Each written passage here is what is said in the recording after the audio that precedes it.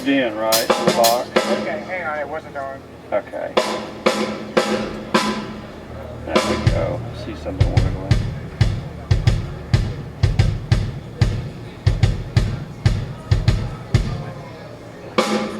I was in music programs. I was in band, and I got in a little bit late because I guess I just didn't know I could join when I was in the 6th grade, but I joined when I was an 8th grader and got in the music program. And so I always had a real interest in music. I grew up, singing and playing and instrumental groups and things like that.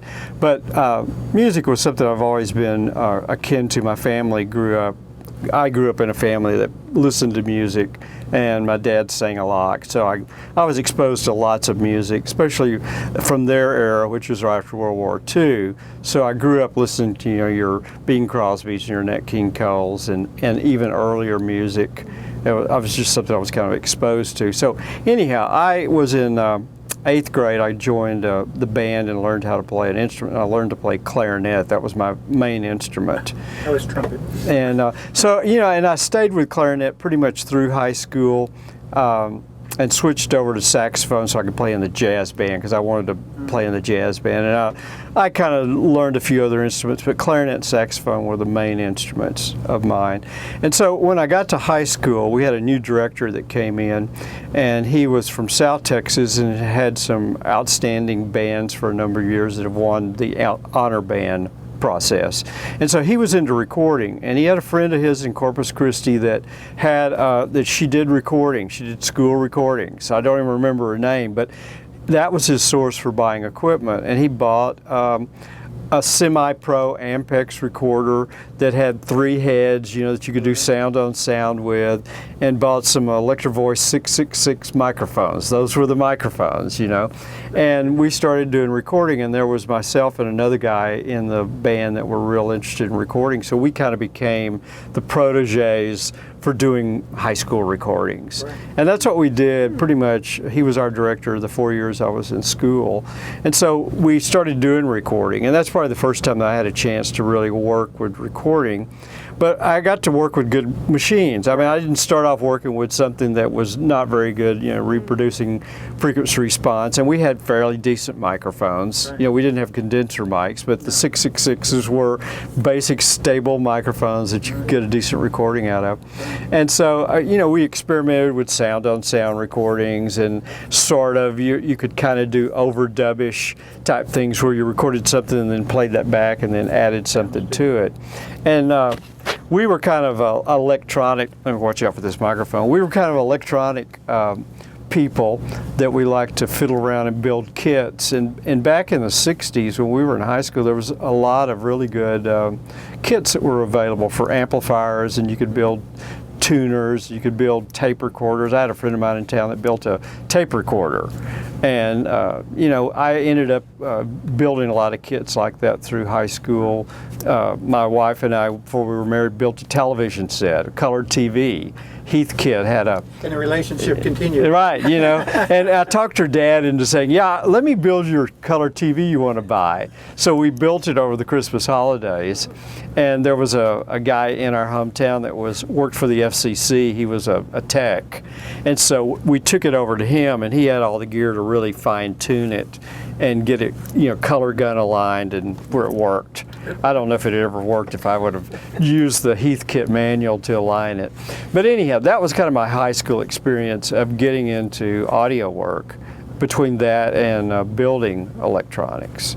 And then when I got into college, I just kind of continued to, I had some equipment, and I continued to do recording, but I bumped into a guy when I was in college years. Is it still in Corpus? No, I grew up in Hillsboro, which is up close to Waco. Okay.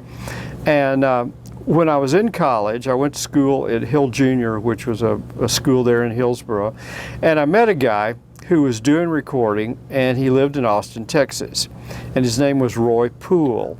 and he had a company called Austin Custom Records, and he was doing all of the UIL recordings all over the state at the time, doing a lot of university recording, and he was kind of like a music man kind of guy. He was like the Mr. Sales guy. He was, he was always peddling something beside recording.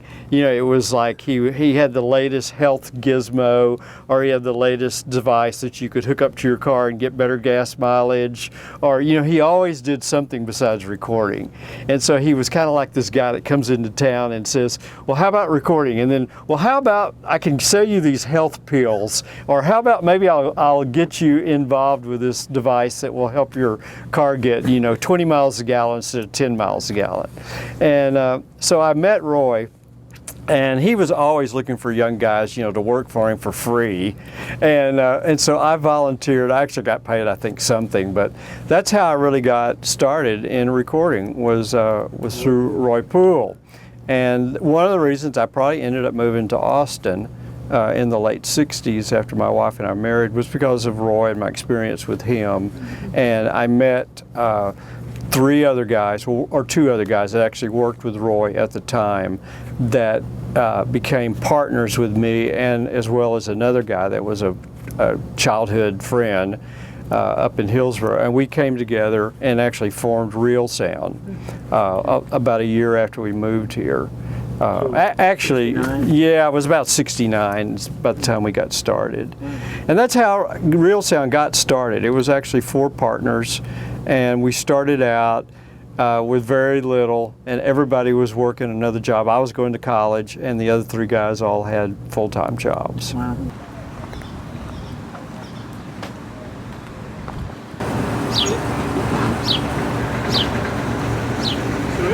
Let's go this way.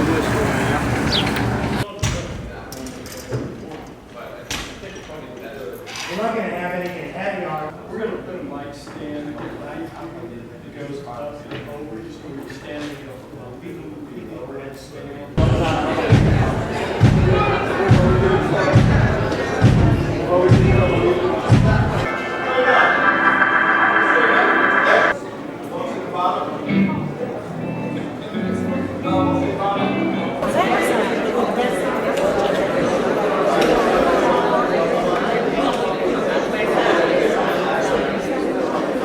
The first 10 years I was in business, my partners ended up kind of dropping out because they needed real jobs, they had families.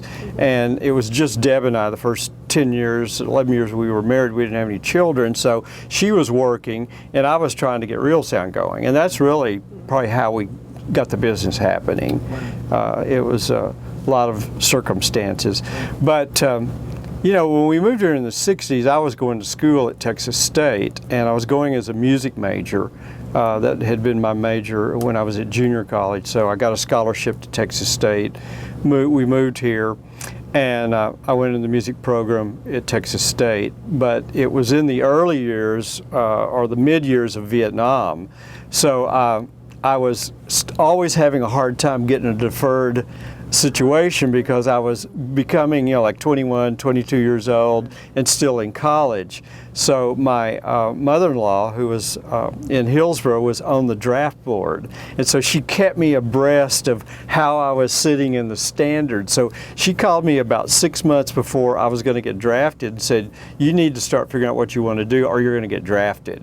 So luckily being here in Austin, there was a lot of National Guard units. And I had friends at Texas State that were in the Guard or the Army Reserves.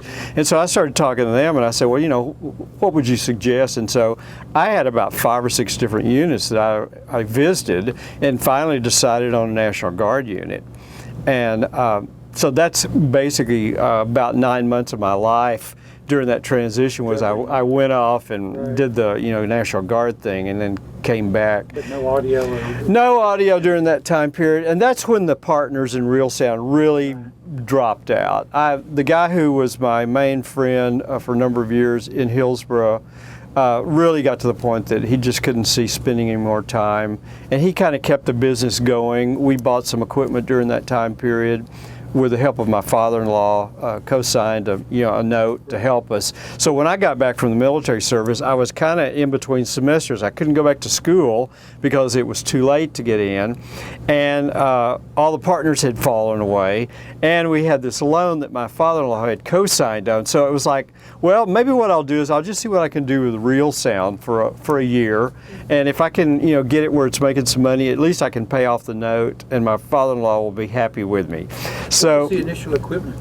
the initial equipment was, we actually got in touch with a guy out of Nashville, and we bought professional equipment. We bought some Ampex 440s. We bought some MX, I think they were MX10 mixers, the solid state version. We bought some AKG 451s, and I bought a pair of these LA 3As that I've got down here. And that was kind of our initial thing, is we bought a couple of portable packages that we could take out and continue to do high school recordings. 440. And they were good, they were in portable cases. Right. And they were heavy, Right. but they were pro machines, and a lot of the microphones that I've got left from 451s are all from that era, the late 60s. They're the ones that everybody wants nowadays. They have transformers in them, and they're, you can still sort of keep them working. Right. You could finance your work on selling. But that was equipment, and it wasn't a huge loan, but I mean, it was substantial enough that I didn't want to, have my father-in-law have to pay it off. Right, so right. that's what I did, and that's kind of how Reelsound really got on its feet. And the interesting thing is that was about 71, 72. And that's about the time that the music business started bubbling in Austin.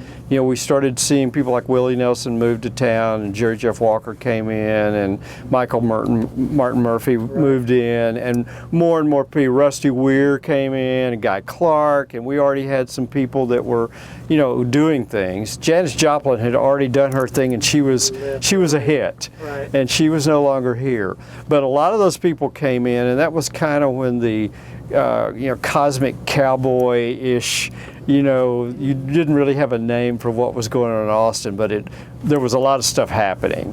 And the music business, for what it was just starting to happen.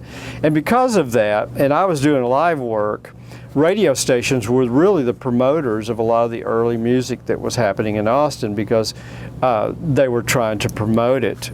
You had some of your early country stations were owned and strong and doing well, and so they would promote these concerts at different venues in town, and a lot of times they wanted to try to record them, or they wanted to broadcast them later.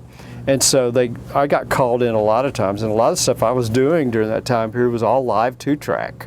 We'd go out with our mixers, and you could gang them together so you could get 12, 14 channels. And we bought a few more microphones and bought some of the right kind of microphones. You couldn't use 451s for everything. Right. And so we bought some dynamics and a few other different mics, and we'd go record these shows, and then they would edit, put them together, and broadcast them. Right. Right. And that's kind of how I got started. It evolved through a lot of different things. I partnered up with a studio that was downtown at the time called General Audio. It was a guy named Steve Shields. He had been in radio promotion work. They did a lot of commercial work for radio stations, advertising, stuff like that. And he had a studio down on 6th Street in the big building that C3 is in now. The big, tall, 20-some-odd story building. Right. There was an old creamery that was on that block, and there was a business college on that block. Wow. And Steve went in the mid-60s and built this studio complex. And so somehow one day I just kind of wandered in. I was down in that area. There was some music stores around, and I think I had been over at one of the music stores that was there, and noticed there was a studio across the street. Just went over and went in, and he had a room built, and he was doing commercial work. He had everything he was doing was 2-track. I think he might have had a 4-track machine of some sort. And we kind of struck up a conversation, and I had equipment, he had a building, and so we just kind of said, well, hey, let's put this stuff together and see what else we can get going.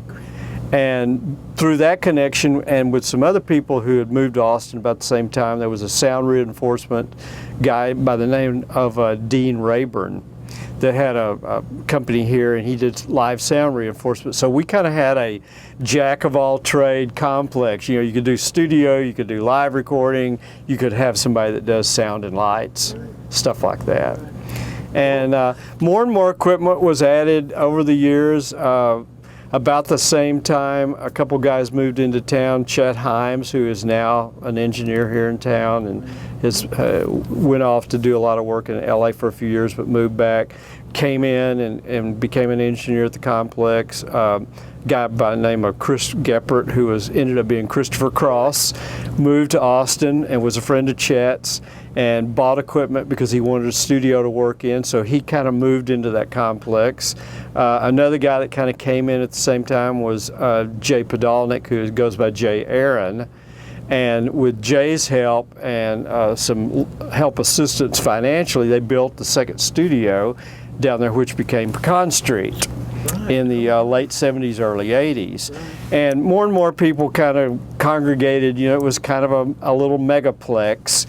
And with the equipment that came in there, I was able to start renting more of what I really needed to do professional recording with. They had 16-track machines, they had a real audio console. So I took a lot of that and rewired it so that I could pull it out, put it in a truck, and do 16-track live recording.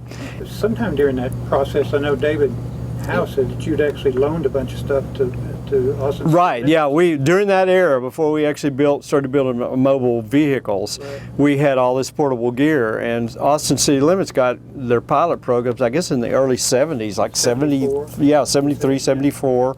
So they called us up one day and said, hey, we're going to do these pilots for a new TV show, but we don't have any equipment.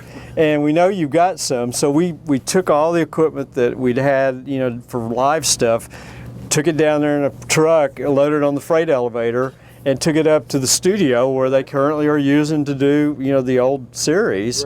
Set all the equipment up and recorded the first two pilot shows with Willie and Michael Murphy is how he went by then, and did the two pilot shows. But, you know, that was a really interesting time in the Austin music market. You know, a lot of things got started in the early 70s. A lot of musicians came to town. You know, the ACL series basically got started. A lot of management came in because of what was going on. The thing that I think Austin really lacked, and to a point still lacks, was money and business money that could be put in and help finance the people who were here, because a lot of the people, there was some great performers here that just never really made a living, and if they did well, they had to go somewhere else to make a living. There was a lot of people that grew up down there. David Huff, you know, was in school at UT when I met him. The guy that's at UT now, Frank Simon, that's over there, was a student. Andy Murphy wasn't here yet, but he came along right during that era, a little bit later. But there was a lot of people that that are still here. They're strong engineering or players. And Roy Pools was kind of an interesting hodgepodge of stuff. You knew I engineered there for a while. Did you? Yeah, I was his chief engineer. Well, there were a lot of those. Yes, there was. You know? There was no assistant engineer. Well, you know, when I went there, he had some really good key people. There was a guy named Jim Shelton, who was his vice president, was his title. Okay. And I don't know a lot about Jim because I only worked with him for about the first 8 or 9 months I was working with Roy. But Jim was the mastering engineer. Roy had bought a Neumann lathe and was cutting disc, and Jim basically learned to master on that. Now, they didn't have all the equipment like as usual. Roy didn't buy all the pieces of equipment he should have had, and he didn't use any limiters, and they kept burning out the cutter heads. The cutter heads were like $5,000, and you know, which is like probably $50,000 today. Right. But anyhow, they didn't buy the limiters, and so finally they figured out, hey, we need to buy some limiters to put on this so we don't burn out the cutter head. Exactly. And anyhow, Jim ended up moving to New York and went to work with several really keynote people that are now really big-time mastering engineers. And Jim stayed in New York for a number of years and ran a record pressing plant. And did some mastering. But anyhow, Paul Harrison also is another guy. I don't know if you ever met Paul. I was trying to remember who was the engineer when I came in there, because he was leaving and he spent several nights with me. Paul was there. Paul was probably the next guy that I really met at Roy's place. And Paul went into radio and spent most of his life doing radio, and then bounced down to studio work. Doesn't sound familiar, but yeah. But yeah, Roy, you know, really was kind of a training ground for a lot of people. That's funny. You know, it's kind of funny when you talk about people that remember him. The first real equipment I bought were a couple of Neumann KM84s. I bought those through Roy because he was the Neumann dealer. After he bought that lathe, since he'd spent the money on the lathe, Neumann set him up as a rep. So a lot of the microphones that he purchased during that probably late 60s, 70s was because of his Neumann dealership. I've got pictures of that lathe. Yeah, I just wonder where that ever went. I don't know. You know, it bounced around, and they had a couple different cutter heads. They had a mono cutter head for a while for it, and then they bought the stereo head. And but after Jim left, there really never was anybody that really understood the cutting process. And I think he had to end up selling it just because he had a loan on it. It was never used. No. It was a nice piece of gear, but nobody knew how to use it.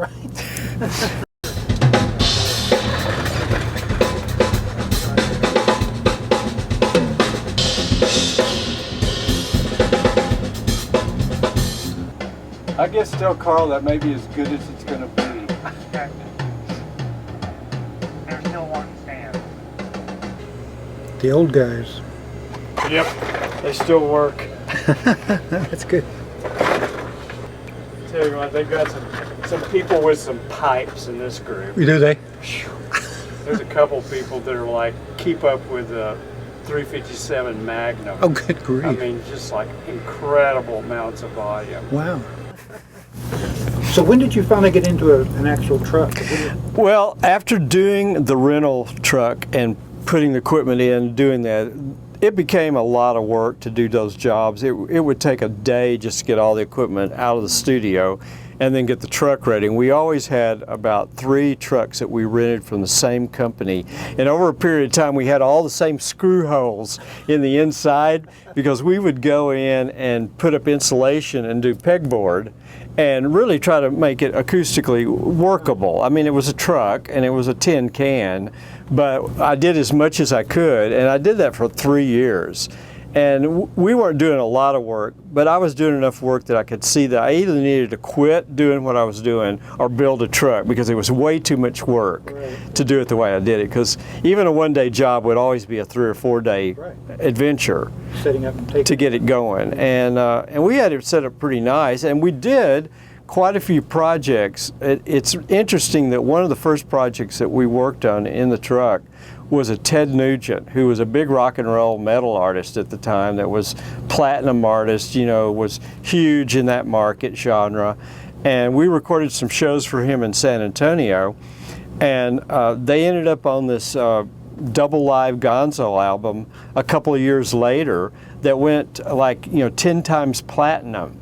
And it was the first platinum album. It was the first album I ever got any recognition on. It ended up being that it's still selling. And it's funny because I'll mention, people will look at my bio and they'll see that double live Gonzo. I listened to that when I was like in elementary school, you know, and they're all like, you know, wow.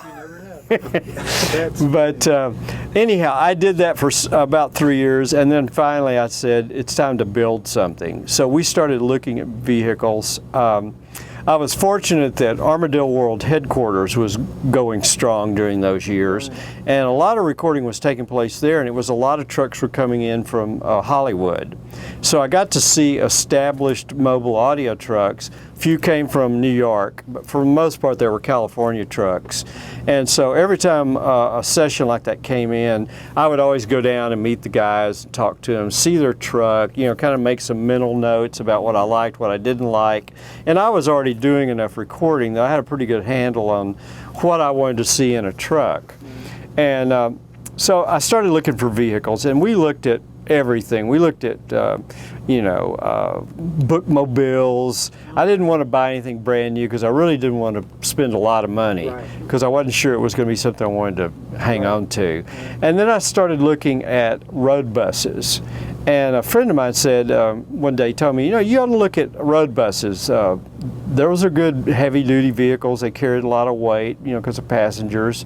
And most of them were diesel engines. And it was a short enough, a lot of the ones I was looking at were very short. They were the flexible types like Alvin Crow used to drive around in with the, you know, big air scoop on the back. So I started looking at flexibles, and there was a bus company in Waco called Central Texas Bus Lines that ran about 40 or 50 of these buses, and they'd been running them for about 25 years. And I went up there because they had some for sale and looked at them, and they were okay. And I really probably would have bought one from them, but I kept looking in the papers for vehicles, and I found one in Corpus Christi of all places. A guy a guy down there had a weekend country band that he toured in. And so one weekend in early May, on May the 9th of all times, today, my father-in-law and mother-in-law and my wife and I all packed up and made a trip down to Corpus to see this vehicle. And we ended up buying it. And it was the ugliest thing you ever saw in your life. It was, the guy had hand painted it, brush painted it, metallic gold. And he had painted it inside and out. So everything was metallic gold. And they had taken most of the seats out because they'd created some dressing rooms in the back, and they just, like, you know, put cardboard up over the windows. And you know, but mechanically the guy had taken good care of it. It was everything I wanted, and it was very reasonable. I think I ended up paying, like, you know, $2,500 for this bus. And so we cranked up and we drove back on the night on my wife's birthday. She always says, "You bought that bus for my birthday." But we drove back to Austin, and we immediately went by and honked, got the big air horn on it. You know, we pulled up in some of our friends' houses and blew the air horn. They came out, and we had all our friends, and we drove around all afternoon when we got back to Austin in this ugly bus. But that was how we got started. And I found a company here in South Austin that had was a Bluebird Bus Company that built high school buses. And I took it over there and I said, here's what I want to do. I want all the windows taken out. I want sheet metal, you know, whatever. And they had some warehouse space. And we basically built the bus there. And I've got a few photos I'll quickly. And maybe repaint it? Yeah, doing it? actually, let me show you what it looked like because it was kind of interesting. This is what the bus looked like when we first had it redone. We painted it kind of a light blue color and had the old logo on it. And then later, it got repainted to this. And this is the way it looked when it went through the flood. This is a project when I actually had 24 track machines in the bus. I had a beard.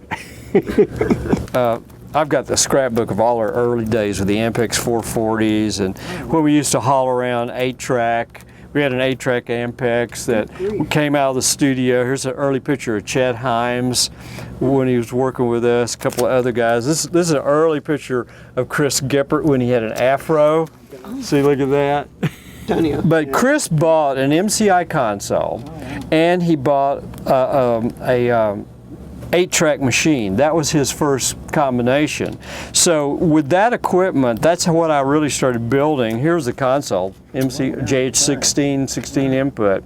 And this is inside that truck I was telling you about. We would just, you know, haul equipment in there. We had a MM1000 Ampex, 16 track, you know, with the 8 tracks on top and 8 tracks on the bottom. It was an old VTR television deck that Ampex had converted. And basically, here's a picture of Ted Nugent on that tour I was telling you about back in his early days. And our first Ampex Golden Reel Award was the Ted Nugent Double Live Gonzo. So we got this letter from them. But anyhow, here was what the bus kind of looked like inside. We had basically went in and mounted our console. I bought an MCI 428, and we had all the outboard gear. And I didn't buy any multi-track machines for a while. I just rented for a couple of years because nearly all the machines were 16-track at that time. But I knew that 24-track was the next step, and I didn't want to invest in a machine that I was going to have to upgrade. So I just rented, and it was really the wise thing to do because I was paying for a console, I was paying for a lot of the equipment in the bus, and I was paying for the bus. At the bus company, you know, they stripped it, they repainted it, they did all the stuff, and we tried to clean it up. It was a pretty cool vehicle. There's another picture of it. But that was basically the unit that I used from about 1976 till about 81. And during that time period, we did a lot of work with the bus. I mean, it was just kind of the vehicle. So we had that, you know, about 5-year segment in there that we were probably doing, you know, 7 or 8 jobs a month, and they were all over the country. I got connected in with a radio network out of New York called DIR. It was the King Biscuit Flower Hour, and they were doing this rock and roll series, and they loved metal music. One of the guys that was a producer loved metal music. Well, San Antonio was like the metal capital of the Southwest, and everybody came through San Antonio. So we were going to San Antonio 4 and 5 times a month to record acts.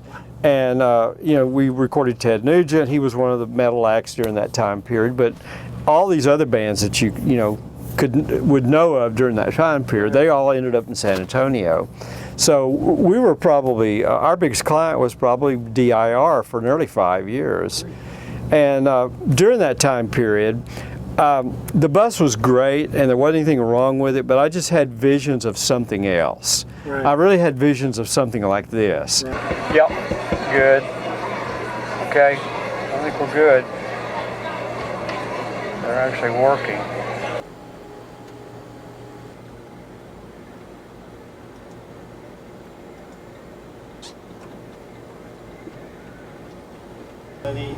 I've got water. That's all I've got. That's fine with me. Okay. That's If what they have- that's what I'm here If they for. have some tea or water. anything, you want me to grab tea? Sure, and I'll take an iced tea if they have. Okay. Q-Bucks? I brought it back. Oh, You want me to- Jonathan brought it back in. He'll bring it in to you. Ask him about time code. Say, hey, here's time code. Do you want it? Okay. And then we'll make sure they're getting code. Come over and just kind of make sure these guys are not in the overload setting, and then we'll hold off starting these until the thing really starts. Okay. And I think what I want to do is just start this machine and keep this one in ready to record, because I think we're going to run more than 72 minutes. Okay. And we'll just give them one set and they could rip off. Okay. But I could not find anybody to finance a truck at that time, because it was going to be a $250,000 investment, easy. And you know, I was sitting in a vehicle that everything I had invested was maybe $45,000. So to try to go find a bank to loan me the money to build something like this was just a joke. And I tried. You know, I went through everybody I knew. I had good credit. We were working. You know, we had a good track record of income, but you know, there was no way. And so I was working on a project at the time with Jay Podolnik. He had a rehearsal space down on south, I guess it was North Lamar, between 9th Street and 12th Street. And it was right up against, is that Bull Creek that runs behind? Yes, right. Bull Creek was basically, you walked out the back door of his rehearsal space, and Bull Creek, which was dry most of the time, was like a stone's throw. Right across the street from Straight Music. Yeah, yeah, right across the street from Straight Music, Whole Foods. I mean, it was like the center of Austin early hippie days. Right. It was, and this was about 1981. Jay and I had become good friends, and we'd worked on a lot of projects together, and he still worked in the studio, but the studio was becoming so busy, he really couldn't get in there as much as he wanted, so he rented a space right there by Bull Creek and brought all his gear in, and we took the bus over there when I wasn't doing live stuff, and we were working on a project with Jay. Well, in May, seemed like everything happened in May, Memorial Day weekend in May, the bus had been down there for a couple of weeks, and it was a Sunday night. My wife and I got out of church and we decided to go out to eat, and there was this horrendous thunderstorm that we could see up in North Austin. And we went to a place in South Austin right on I-35 that was kind of set up on the hill, and we were sitting there eating and looking at this storm, you know, and all the lightning and everything. And I got a call from Jay, and he said, Malcolm, Bull Creek is out of its banks, and the building, this entire 4 or 5 block area, the water's already a foot deep. He said, I don't think you can come get the bus out, but I just wanted to let you know. And he says, I'm trying to salvage as much stuff as I can. And then the phone went dead. Businesses along North Lamar were among the hardest hit. The Henry Moore Subaru dealership was demolished, its cars tossed about like toys. The Louis Shank store filled with water, and furniture flowed out through the windows. And so we were sitting there, and I said, well, I'm not sure what we can do. So at the time, Greg Klingensmith, who was working with me, was living in that same area. He was living west of Lamar, up in the kind of the hills right above that. So we went over there to Greg and Linda's house and knocked on the door, and it was pouring down rain. It was a terrible night. Right. And we said, okay, well, there's been a flood in North Austin, and all the creek system, Shoal Creek, everything is just totally wiped out, and all this area where we have the bus is underwater. And Jay called me and said, the bus is now, 4 feet underwater, and it's up to the middle of the windshield. And he had already swam out. He had basically gotten in there. He was working, and when he heard about what was going on, he went out and just flipped the breaker off on the bus because all the equipment was on. He shut the door, came in, and immediately started trying to get all his gear up in the attic. And he had a grand piano in there. He had no telling how many thousands of dollars worth of vintage guitar amps, guitars.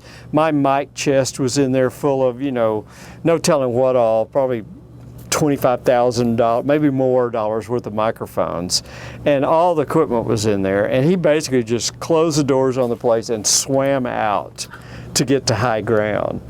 And so we just stayed at Greg's until about 10:30 or 11.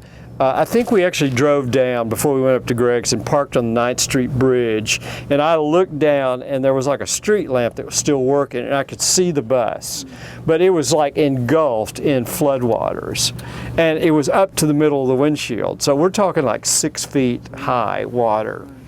And it was still up, and it was tucked right up against the building. We always had to get it really close because we wanted enough room to drive cars and park back there. So it was snug up against the building, and the water was coming, and the building was acting like a break for the floodwaters.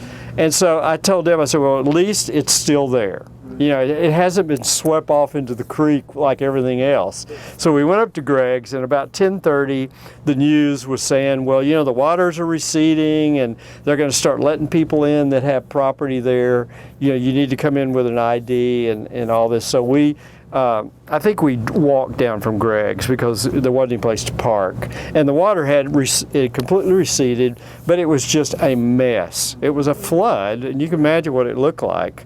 And we walked around behind the bus, and I opened up the door, and all this water came out, and it had battery lights in it. So I reached over and flipped the battery switch, and the lights actually came on. I don't know how it happened, but lights came on. I opened the door of the bus and walked in, and it was like somebody had just come in there with buckets of silt and dirt and just dumped it everywhere.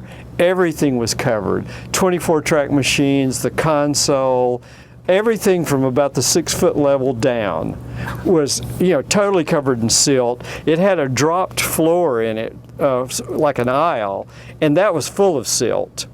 And luckily the water had come in underneath and washed up in the bus and had flooded it to the point that it added more weight. So that's probably why it didn't wash off. It probably weighed about 8 times what it should have.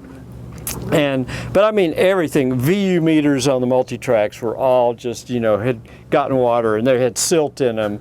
The speakers I had mounted, I had some JBL speakers mounted, they were full of mud. These limiters were actually up high enough that they didn't get wet.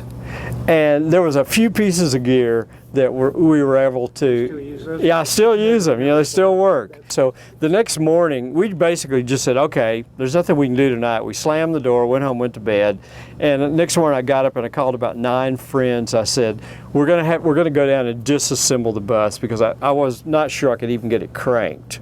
And so we went down there with about 9 people and a couple of garden hoses and literally went in, opened the emergency door on the bus and just hosed everything down to get all the silt off of it. And then we disassembled it, took everything out, brought it all back to our house, and just took it even further apart and disassembled everything down to just, you know, the basics. I mean, we took the console, took all the modules out, you know, took all the V meters out, took the machines completely apart, down to the motors, the bearings, and then started cleaning everything. And we spent about 6 weeks cleaning it, and then slowly started putting it back together to see what would even work.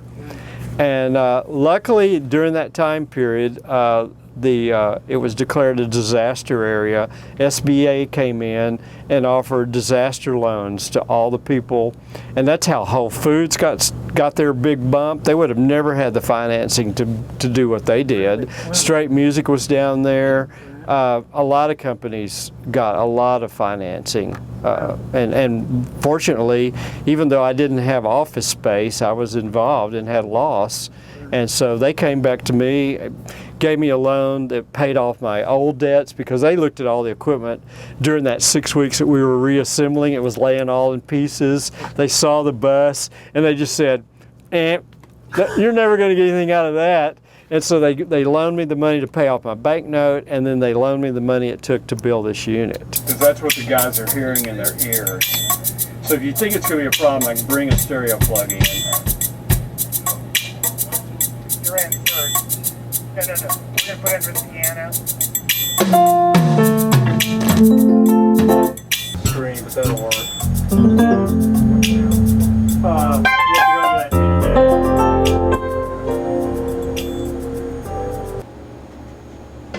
I guess tell Carl that may be as good as it's going to be. Okay. They're still wanting stands. Yeah, well, maybe they can find them somewhere. Well, I mean, all I can think of is see if we can break them out of the box. Yeah, but they're so big. They're those big tri-leg things.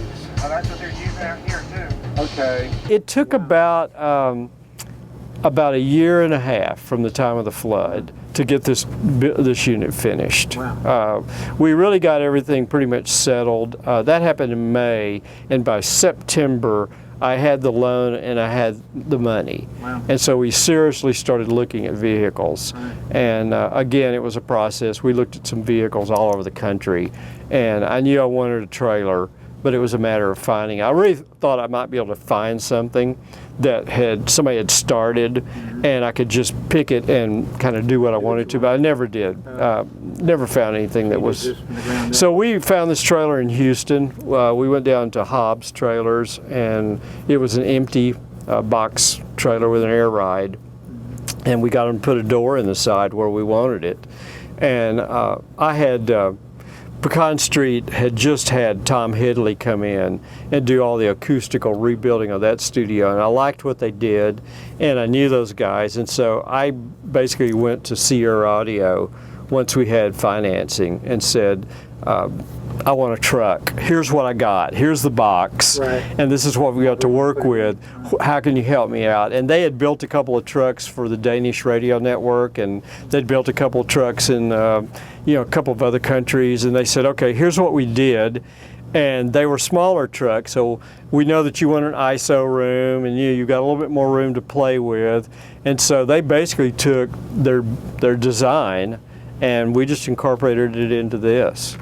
And I wanted somebody that acoustically I felt like was building correct spaces, and I wanted something that would last a long time. I knew equipment would come and go, but I wanted something physical. And basically this is the truck. I mean, these wedges are all part of the original Hidley design. We had big speakers up in the soffits behind the HD ones, and so the whole room was kind of designed around big monitors. The analog machines set there where you are, I had an MCI desk in here for a number of years, and then where those machines are now, we had 2-track machines. You know, we built the rack. If stuff was added, you know, I've kind of added as I needed, and as we kind of got into it. We rented a warehouse over in East Austin and pulled the truck in there and basically set up shop. All the wood was out of a wood company here in town. It was all raw, unfinished, and the guys came in with all their equipment, you know, to plane it and cut all the tongue and groove and basically, you know, just it was a jigsaw puzzle. This is kind of the process of building the truck, and you can see from the inside, you know, we went in and there's baffling up above all the ceilings for the sound panels that were part of the design work. You know, there's baffling in the walls. The guys actually drawing the layouts for the walls on how they wanted to lay it and how to do the floor. And so you can see the bus was parked beside. This is when we brought it back to our home, and we were doing all the finishing stages, more work underneath with Eric. And here was the final product. There's the MCIs. Yeah. All finished out. And Sony was really good. They came out and did a really nice photo shoot on the truck before we went to NAB, and got some really great pictures that were, you know, like huge poster size that they gave back to me. There's the original tractor we had at the time. But anyhow, thank you. This was the original logo, and some more of it. For a few years we used this little funny character and kind of developed this scroll. Looks like SpongeBob. I know, you know, it was kind You of... could sue them for rights. I know. This is an old ticket that we found in the original bus, and it's Central Texas Bus Lines, Waco, Texas. And look at these prices, 5 cents, 10 cents. And you know, that was like cross country of Texas. You know, they ran their routes from Abilene to Waco and Fort Worth, stuff like that. This is some early trade show stuff that I did. We would go to TMEA and a lot of the educational events and have booths. And so that's some of our first Ampex machines I was telling you about that we bought. We had a couple of them. When we finally got into doing multi-channel live recording, a lot of it was 4-track haul out, you know, the decks at first, but then we got into actually doing some 8-track work, and this was that MCI console that was Chris Geppert's. Right. And that's really with the help of Chris and a couple other people, I was able to, you know, kind of establish or start being able to do multi-track live work. And of course, I think this was like a Billboard article. Yeah, Billboard publication. They did an article in Austin in 1972. You know, it's kind of interesting to read some of this stuff and hear some of the comments that people made. Oh, I do love your logo. That's funny. And we, you know, I had an advertising guy that kind of jumped in and did stuff. This is actually Van Wilkes. He's in one of these picture shots. He's right there sitting down. He did a little backyard picture for me. I tried to get Eric Johnson, a couple guys like that, but it never worked out. So Van came over one day, and there's the inside of the bus when it was actually put together like it should have been. Oh, wow. And just little clips of, you know, different artists that we were working with at the time. Mainly, it was kind of a capture of here's all the different people we got to work with during certain years, and they just came out of different publications. Did a live thing with Steve Frumholtz kind of in his heyday here in Austin. Chris did a lot with him with Esther's. Yeah. And I got some stuff on Christopher Cross since he was a good friend at the time. Here's a picture of Johnny D from Johnny D and the Rocket 88s. We did a project with him out at his house. That was part of that radio show series. We had recorded the Rocket 88s at a club, and I would run multi-track on every one of those just for the fun of it. Right. Well, they actually came back and said, you know, we really liked that live thing that we did. we want to mix it into an album, and then we want you to bring the bus out to our house. So I took the bus out to his place in Oak Hill on and off for about 6 to 8 weeks, and we did a record, a studio record. So it was half live, half studio from his house. There's a picture of him in there. Some newer logo stuff. That's a great logo. That's the one you stayed with. Yeah, this is the one we stayed with. I mean, it's kind of outdated because nobody knows what tape is anymore. But I've just kind of stayed with it, you know. It's a good logo. And some more things about artists. I don't know how many more pictures we've got. It's another bus project. We had this whole little book that was put together was mainly done during the years that I had the bus. So a lot of the data that's in here is from that. Bus period. Yeah, the bus period. I think one of these is the Ted Nugent Platinum album, and the other is this group right here, Frankie Beverly and Mays, which was a R&B group that we recorded that had an album that came out. This is a guy that we recorded about 5 years ago that wanted to do analog. He called me up and he said, you know, remember when we did that project in New Orleans back in 1981? Oh, yeah. And this was like 2008. He calls me and he says, I want to do another one in Dallas, and I want to do it all analog. So I had to load the machines back on the truck and wake them up after being asleep for 5 years and get them working. And we ended up doing it. We did it on radar also.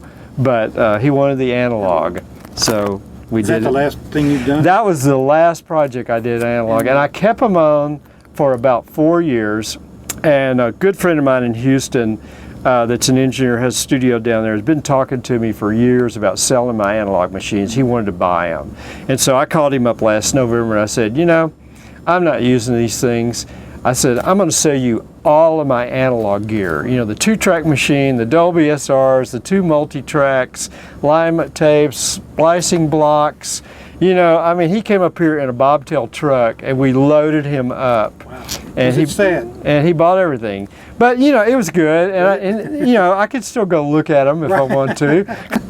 Yeah, but again, there's a lot of bus things. You know, we did I think this was part of that Dolly Parton movie that was done here back in the 80s, the Best Little Whorehouse in Texas.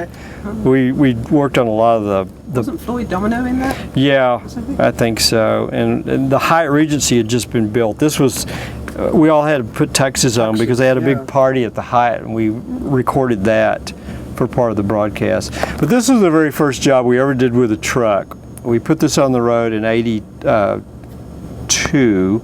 And it was at Billy Bob's in Fort Worth, and TBS Turner Sports came in and brought their truck in to do the video, and it was with the Mandrell sisters and Donnie and the whole gang, and it was shot up at Billy Bob's.